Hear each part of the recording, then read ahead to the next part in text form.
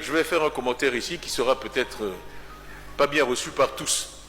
Mais le régime actuel date de 2011, c'est-à-dire que les enfants de ce régime ont au maximum 13 ans. Donc tous les Ivoiriens de plus de 30 ans sont les produits du système éducatif mis en place par le PDCI. C'est incontestable. Quand on a 30 ans, on est né en 1996 ou 1994, on était sous le régime PDCI et nous sommes tous fiers des infrastructures et de toutes les réalisations qui jalonnent la Côte d'Ivoire, mais elles ont été réalisées par des personnes produites par le système éducatif du PDCI, quel que soit le temps de leur réalisation. Il faut le dire, ce n'est pas être polémique, c'est une réalité, il faut rendre à César ce qui est à César, et ça c'est quelque chose dont moi personnellement je suis très fier, je suis moi-même un produit de ce système, et nous tous ici, dans cette salle.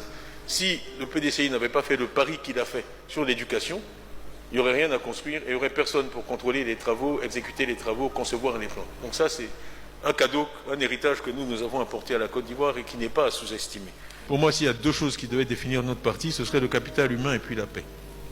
On commence par l'homme, la personne, au centre de tout ce qu'on fait. C'est la philosophie du parti depuis toujours, puis le président Oufoué, poursuivi par le président Bédié. Donc c'est vraiment travailler sur le capital humain, la santé et l'éducation. La santé et l'éducation, générer de la croissance sans se préoccuper d'équité, c'est très facile. N'importe qui peut faire ça. Ce qui est difficile, c'est de croître de façon équitable. Sans générer de pauvreté, et au contraire en réduisant la pauvreté. Donc vraiment, je veux que ce groupe-là ne se préoccupe pas seulement de taux de croissance, mais se préoccupe de lutte contre la pauvreté et d'équité, et comment on génère de la croissance qui va ensuite profiter à tous. Parce que c'est aussi le prix de la paix sociale. Le développement durable, c'est important. On ne peut pas se développer simplement en consommant des ressources. Ce qui est arrivé à la forêt, c'est malheureux. Et derrière ça, il y a des questions de productivité. Et trop souvent, on s'est concentré sur la production. Si vous accroissez la production sans améliorer la productivité, vous consommez des ressources. Et à un moment ou à un autre, vous n'avez plus de terre, vous n'avez plus de forêt, et vous êtes au bout de la coursette à la frontière de la Guinée, et puis vous commencez à aller faire du cacao en Guinée. C'est ce qu'on voit aujourd'hui. Donc le développement durable, il doit se faire à l'intérieur des frontières dans la qualité. La qualité du développement, ce n'est pas juste la quantité. C'est la qualité du développement et il doit être soutenable. Ensuite, j'ai mis paix et sécurité, dans notre frère Youssouf Bamba, parce que sans paix à l'intérieur ni paix à l'extérieur, on ne peut rien construire, et que ça doit vraiment être l'objet d'une réflexion particulière, parce que j'ai dit, pour moi, la Côte d'Ivoire n'a pas d'autre option que d'être en paix avec ses voisins. On n'a pas d'autre option que d'être en paix avec nos voisins. Parce que ça a toujours été la philosophie du PDCI, et ce n'est pas facile, ça ne va pas de soi. Ça demande des efforts, ça demande des concessions. Parce que si on veut toujours gagner, à la fin on finit par tout perdre. Ce qui dure, c'est des arrangements où chacun gagne.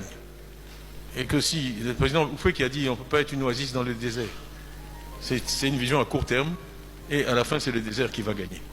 Donc il faut qu'on trouve des moyens de coopérer avec nos pays voisins pour qu'on ait des activités dont eux aussi profitent. À ce moment-là, ils resteront chez eux, nous aussi on sera chez nous heureux, mais on ne peut pas arrêter la misère avec des murs, on ne peut pas arrêter la misère avec des armes. Et ici il y a la misère chez votre voisin, un jour ou l'autre, elle va venir vous contaminer. Donc on ne peut pas vivre sans se préoccuper de ce qui se passe chez le voisin. Un jour ou l'autre, ces problèmes vont vous rattraper. C'est aussi simple, on partage le même espace géographique, bien souvent ce sont les mêmes peuples, bien souvent ce sont les mêmes langues. Donc comment on va se séparer d'eux? Qu'est-ce qu'on va construire un mur? Donc je ne vais pas me passer trop de temps là-dessus, mais pour moi c'est vraiment, vraiment fondamental. Et si le PDCI a réussi, c'était parce qu'il avait vraiment cette vision de dire on n'est pas juste une Côte d'Ivoire prospère dans un océan de problèmes, on aide aussi les autres pays, au lieu de se réjouir de leur malheur. Vraiment, se réjouir du malheur de son voisin, c'est pas intelligent. Parce que son malheur, c'est votre malheur de demain. Le deuxième, qui est un bloc moi, qui me tient aussi à cœur, c'est tout ce qui est autour des droits humains, des droits de l'homme, de la société, de la justice. La raison pour laquelle je suis allé chez GESCO, c'est pour ça. Parce que je pense que les droits de l'homme, c'est aussi la base de tout, que les gens ont des droits et qu'il faut les respecter. Donc mener une réflexion sur toutes les questions de justice, On ne peut pas avoir une société civilisée, c'est-à-dire en paix, où les gens ne se tuent pas les uns les autres si on n'a pas de justice. Il faut une justice qui fonctionne, il faut une justice qui est équitable et qui est reconnue comme équitable par tous. Il faut que la sécurité de chacun soit garantie. Il faut que les droits de l'homme soient respectés. Et bon, j'ai dit à GESCO que chaque personne qui vit quelque part sur cette terre a des droits, c'est vrai. C'est reconnu universellement par toutes les conventions internationales. Et donc il faut respecter ces droits-là. La diversité et l'inclusion pour un pays comme le nôtre qui est aussi divers, c'est fondamental. Trouver des moyens de vivre ensemble, tout en respectant les traditions de chacun, la diversité de chacun. Au contraire, c'est bien, parce que ça rend tout le monde plus riche. Parce que chacun emprunte. Il n'y a pas de meeting en Côte d'Ivoire. Aujourd'hui, on ne demande pas les nouvelles. On ne demandait pas les nouvelles dans toutes les ethnies de Côte d'Ivoire, mais c'est quelque chose que tout le monde a emprunté, parce que c'est une bonne idée. Et les Anglais disent la forme la plus accomplie de flatterie, c'est l'imitation. On ne peut pas se développer uniquement en empruntant à l'extérieur. Moi, j'ai fait ça dans des pays asiatiques, j'y ai travaillé. Quand j'étais CEO de Prudential, Prudential avait 200 000 agents d'assurance rien qu'en Indonésie.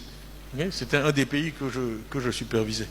Et quand vous avez une population jeune, vous pouvez avoir des systèmes de retraite à long terme. Parce que vous êtes en phase d'accumulation. Ces gens sont jeunes, ils ne vont pas à la retraite et il ne faut pas gaspiller. Il faut prendre ces ressources-là. Moi, j'ai fait ça. Au Vietnam, on avait 40 000 employés.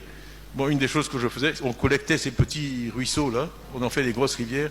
Quand ils faisaient une privatisation, c'était Prudential qui était le premier investisseur en monnaie locale dans la privatisation. Quand ils faisaient les télécoms, ils faisaient des infrastructures, on investissait dans l'économie locale à long terme.